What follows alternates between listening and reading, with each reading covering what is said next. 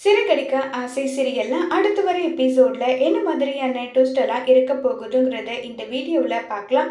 முத்து வந்து பாத்தீங்கன்னா மாலை எல்லாமே போட்டு இது எல்லாமே பண்றது நம்ம மீனா வந்து வீட்டுக்கு வரணுன்ற ஒரு காரணத்துக்காக தான். இந்த விஷயத்த தான் ரவி ஸ்ருதி 2 பேரும் முத்துவை நிக்க வச்சு கேட்டுட்டு இருக்காங்க. நீ இப்படி மாலை போட்டா அண்ணி எப்படி வருவாங்கன்னு சொல்லிட்டு கேக்குறாங்க. நான் பூஜை வச்சிருக்கேன், அந்த பூஜைக்கு கண்டிப்பா மீனா வருவா. மீனா வந்தா கண்டிப்பா இங்கதான் வருவாளே தவிர அங்கெல்லாம் போக மாட்டான்னு சொல்லிட்டு முத்து வந்து சொல்றாங்க. இது எல்லாமே ரோகிணி கேட்டுட்டு இருக்காங்க. என்ன இது, மீனா நிரந்தரமா அங்க போயிட்டா, முத்து குடிக்க அடிமையாயிட்டு எந்த நேரமும் குடிச்சிட்டு அவன் வாழ்க்கையை அழிச்சுப்பான்னு பார்த்தா இது என்ன எல்லாத்துக்கும் விதமா இப்படி போயிட்டு இருக்கே.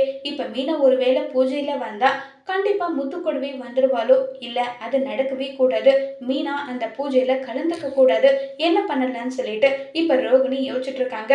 சரி, சிட்டி கிட்ட நம்ம உதவி கேட்கலாம், சிட்டி கிட்ட கேட்டா இதுக்கு உதவி ஏதாவது ஒண்ணு கிடைக்கும்னு சொல்லிட்டு இப்ப சிட்டிக்கு கால் பண்றாங்க.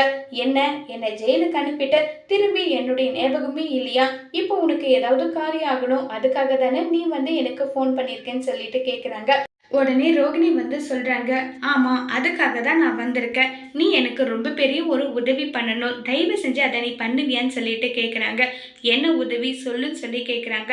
இல்லை, மீனா போகிற வண்டியோட பிரேக் ஒயரை கட் பண்ணி விடணும், மீனாவுக்கு அடிப்படணும், இந்த மாதிரி எனக்கு செஞ்சினா உனக்கு நான் 1,00,000 ரூபாய் பணம் கொடுக்குறேன்னு சொல்லிட்டு ரோகிணி சொல்றாங்க. இதை கேட்ட சிட்டி என்ன செய்வாங்க, இப்போ மீனாவோட உயிருக்கே வந்து ரோகிணி ஆபத்து விளைவிக்க நினைக்கிறாங்க. இந்த ஆபத்துல இருந்து மீனா எப்படி தப்பிப்பாங்கங்கிறத வரப்போற எபிசோட்ல வெயிட் பண்ணி பார்க்கலாம். தேங்க்யூ.